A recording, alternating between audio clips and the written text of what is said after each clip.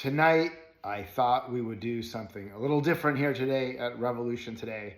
I thought I would share some of the books that I've been reading over the last 6 months to help you kind of understand recent thinking. Some of these books I either read a long time ago or I read excerpts of, and now I'm going back and reading more.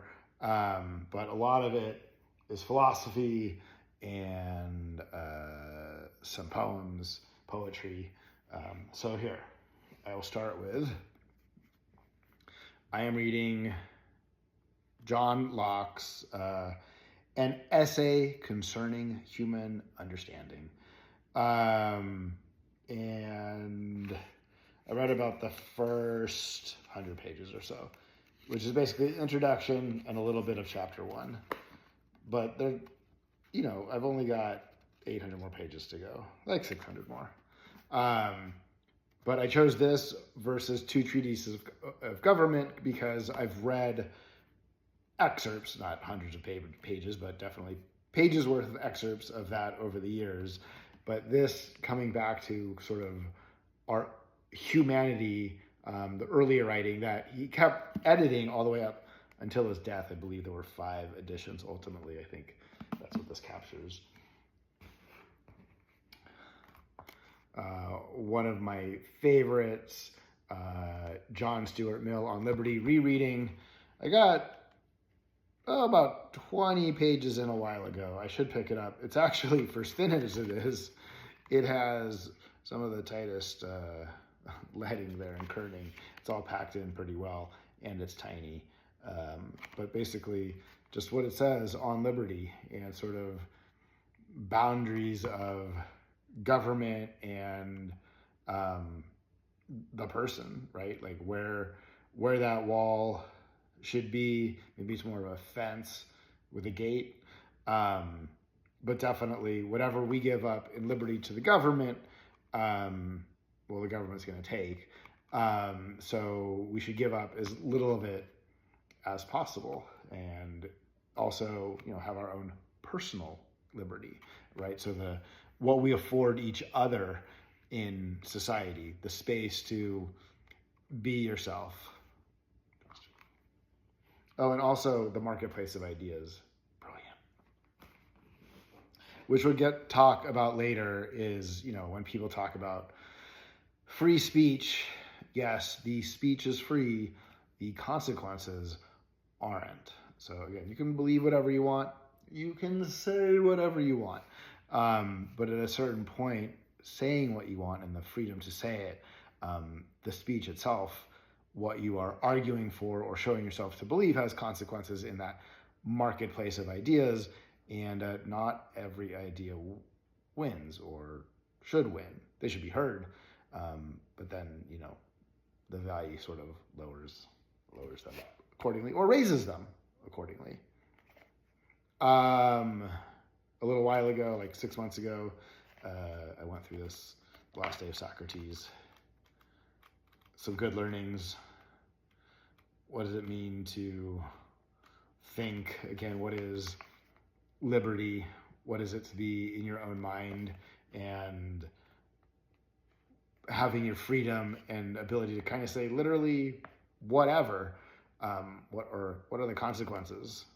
And Socrates, we are told there wasn't anything he was afraid to say, right?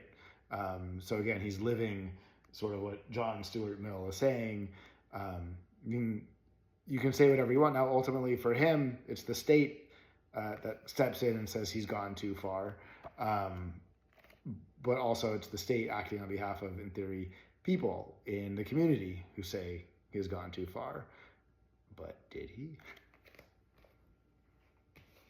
Okay. Oh, the Federalist Papers, exhausting.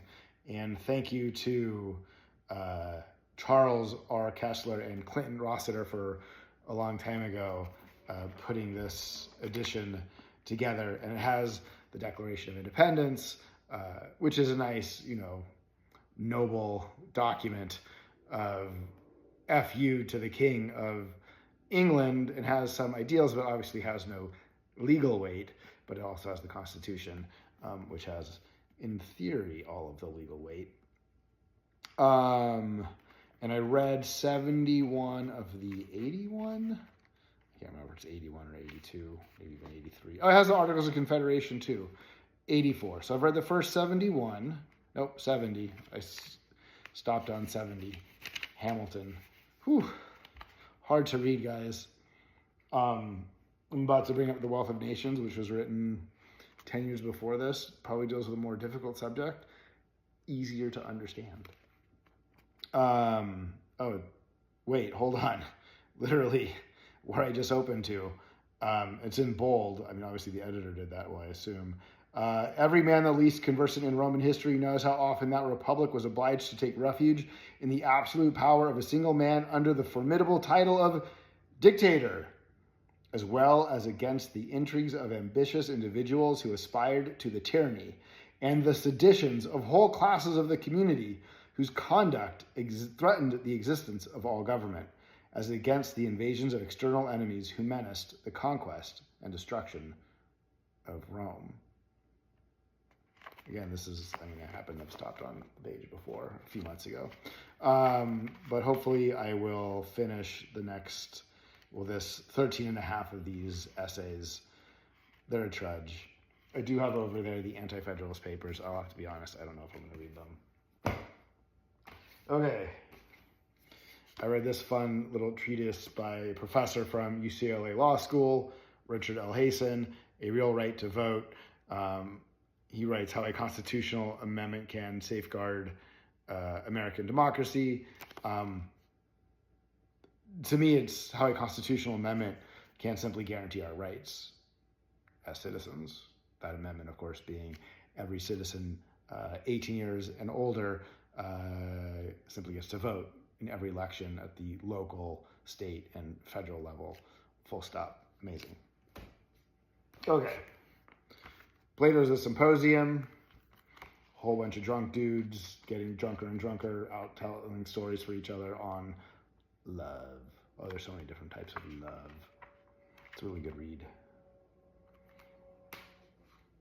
Okay. Whew. The Beast, Wealth of Nations by Adam Smith. We call him the father of capitalism, or we call him the father of economics. He would not have called himself that because economics didn't exist yet, and capitalism, he's not writing this is capitalism. He's writing about political economy, which is a type of philosophy. So again, he's really a Scottish philosopher who then we have dubbed, but then apparently there's a later actual father of economics. It's all very confusing. But basically I read all of chapter 1, and I read a little bit into chapter 2, and then I was like, you know what? Not chapter 2, sorry. I read all of book 1, and then I read a little bit of book 2. And then I was like, you know what? I really want to get to the fun stuff. So I've skipped to book 5, which I think I did a post or two from already, which is the one on taxes. And I've got another few hundred pages to go. And then in theory, maybe I jump back over time to books 2, 3, and 4. Okay, and then poetry, like I said, Ovid, The Lady Likes It. This happened to be the Bukowski that I had in front of me, but lots of Bukowski. The lady and I both just what the man understands humans. Wants, desires, happinesses, sadnesses, days, each day. He understands. You live each day. So those are some of the books. And then quickly, I was going to share, I've also watched a lot of Michael Sugrue, Sugrue. He's a professor who has a whole bunch of great videos online on philosophy, a whole bunch of Alan Watts, and more in the poetry because, the lady likes it. And anyone in love, and just, whatever your relationship is, if you're in love, read your lovers and Keats. You can't go wrong. So that's some of what we are reading here and thinking about at Revolution today. No fear, only love.